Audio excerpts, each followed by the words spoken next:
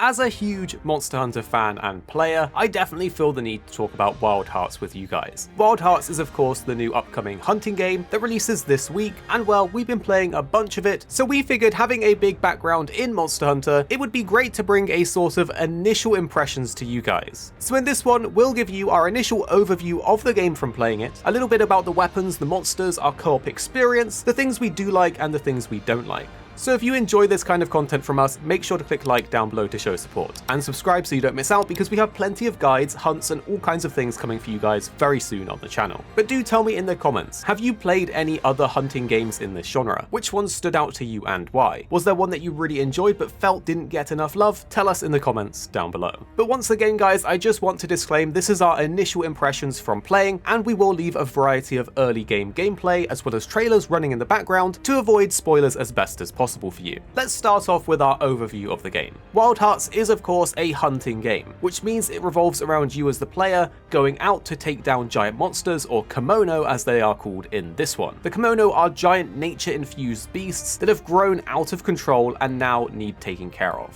It has the classic gameplay loop of defeating these monsters in order to get components that you will then use to upgrade your weapons and armor, which make you stronger to then go and fight an even stronger monster to get their components to upgrade your armor and weapons even more, and so on. One of the most interesting things about Wild Hearts is actually the karakuri system. This even comes in two forms, combat and open world. In combat, you can place down a variety of different karakuri, which are essentially interactable objects like a springboard or a box that you can use for traversal but also to interject into your combo strings. And then you have the more persistent open world buildings that allow you to set up campsites, radar systems, and other things out in the maps and even in the main hunting hub. And I feel like these two aspects of the game are what set it aside from being a straight up clone of something like Monster Hunter. It does feel very unique and different to be able to put your own mark on the map and the village when it comes to placing buildings, and even in combat when it comes to placing these objects that you can then interact with and affects your combos, how much damage you deal, and how you build your weapon gauge. I have seen that many people are on the fence to the karakuri system,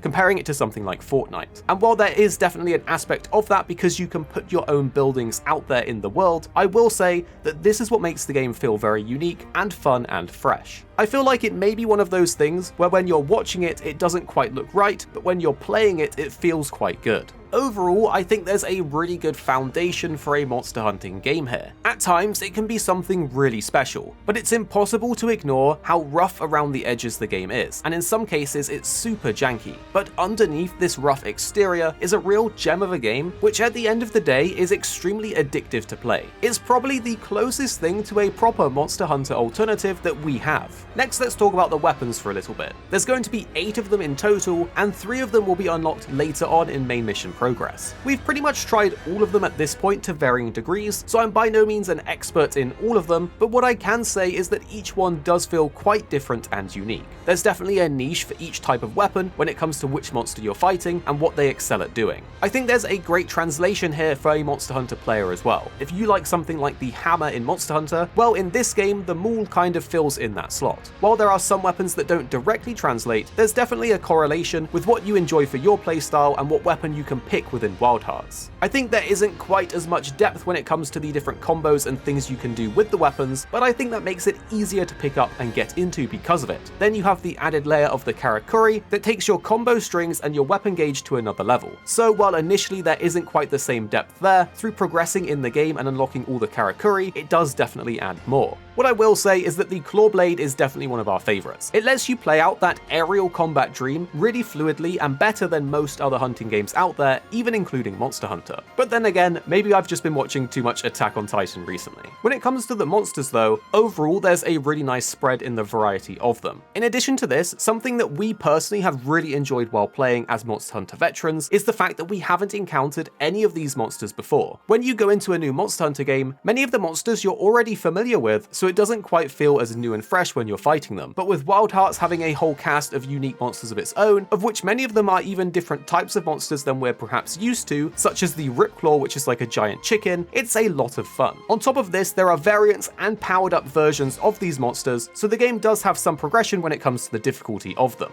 Moving on to co-op though, what I will say is that the overall experience was quite interesting. For me, hunting games are most fun when playing with friends, so we played a lot of the game in co-op together. One fantastic fantastic thing is that your main mission progress will be shared across people that you're playing with, so we didn't have to repeat main missions in order to catch our friends up. But when it comes to the map and setting up different camps, radar systems, and all of that Karakuri goodness, that is not shared between you and your friends. So who's ever hosting will have all of those buildings persistently in their world to help them, while your friends, when going back to single player, will then have to set that up all for themselves. So we did really wish that you could essentially save these things as a blueprint and import them into your single player world, because if you're playing with someone else and setting up all their buildings for them and then going back to your world, it didn't feel good to essentially have an empty map. But outside of this, we did feel like hunting monsters with multiple people felt pretty good and was an overall fun experience. Now let's talk about the things we really did like. The weapons are definitely up there. Each of them feel different and unique, and not a direct clone of other weapons in other monster hunting games. I also really enjoyed the building aspect of it, both in combat and the persistent buildings on the map.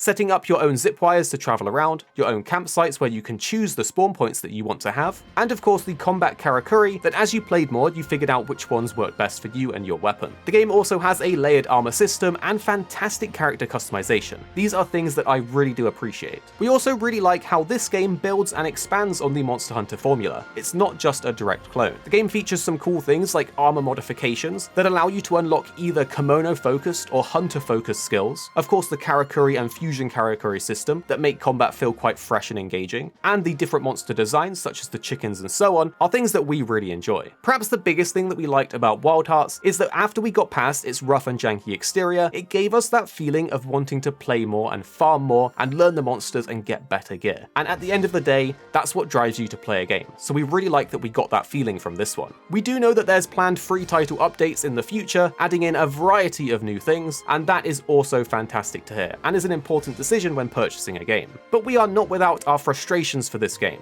There were many bugs and issues that we had along the way, including general performance problems and slowdowns in terms of our frame rate, as well as huge desync issues in co-op occasionally. Personally speaking, I had many sound bug problems where my sound or different aspects of the sound would cut out completely. This was super jarring to play with and could only be fixed by rebooting the game, but it often came back in only a couple hunts. Luckily, this is a known issue that I think they will fix, but while I was playing, it was a major problem. There are also some design issues that we had with the game, such as the full damage system. This might be weapon dependent, but when playing something like the claw blade and zipping around in the air around the monster, if you fell from too high of a height, it would simply put you to a black screen that would then respawn you somewhere on the floor nearby. This could be right in the middle of a monster's attack, and you have no say where it respawns you, so sometimes you could just straight up die to this and it would not be your fault. On top of this, some of the map design things, like dense areas with trees that they expect you to fight kemono in, can be very annoying and make it very difficult to see exactly what's going on in terms of the kemono and their attacks. So all in all, the game definitely has its pros and cons. There is a lot of things we love about it, and several things that were very frustrating for us. But ultimately, my overall opinion is that I actually really hope Wild Hearts does well. It's a very rough experience to start with, but it does get better and better as you get into the mid and end game. It's one of those games where you have to put in the time to get past the things that you don't like, to get to the things that are going to be super addictive that you will love. In addition to this, I ultimately think that if we do get a second Wild Hearts game in the future, it could be something quite incredible. It's definitely pushing the boundaries of certain aspects of the hunting genre, and I think it could give Monster Hunter a run for its money if it can fix up all of these issues and present itself a little bit better. So that's our initial impressions. If you guys enjoyed this one, make sure to click like and subscribe down below so you don't miss out on all of the guides we have planned for you very soon. Tell me in the comments, what do you think about all of this? Are you a Monster Hunter veteran? Have you played or have you seen Wild Hearts? What's your thoughts on it? Tell us down below. And the two videos on screen now, we think you'll really enjoy if you did enjoy this one. Of course, you don't have to click on them if you don't want to, but if you did enjoy this video, you're probably going to enjoy these ones too. And make sure to tell us what you think after watching in the comments down below.